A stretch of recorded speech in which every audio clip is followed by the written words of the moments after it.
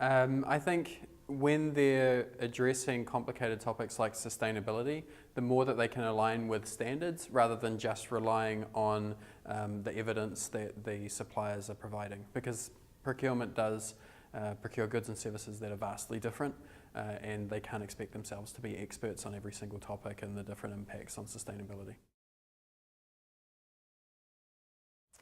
I don't think procurement can necessarily eliminate all maverick spend. Buyers find ways around any rules that you might set up in place.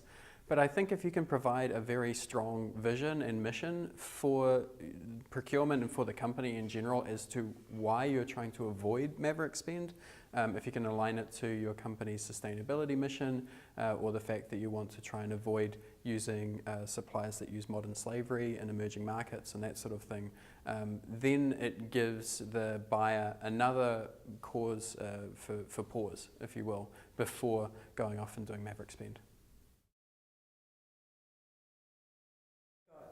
If procurement's still asking this question, we've got a problem because it dates back to the early 2000s. I was attending conferences saying, stop squeezing your supply for the last dollar. It's really about what it is that you're buying. If it is a commodity and you know the ingredients and you've put a lot of effort and time into ensuring that all bidders are getting ingredients from the same source, sure, maybe in that instance you can go down to just price.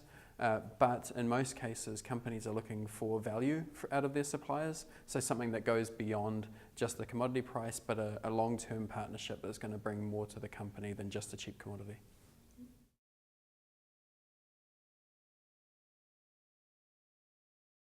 Well, transparency is really changing the way that business is being done nowadays. There's much higher expectations for businesses and their supply chains and who they work with and who they're associated with.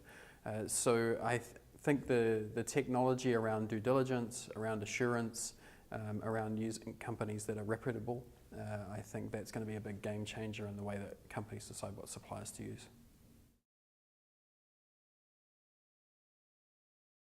My favourite question is to ask, if they've found an opportunity that's going to bring significant value to the business, but for whatever reason their manager doesn't see eye to eye with them on that vision, what would they do?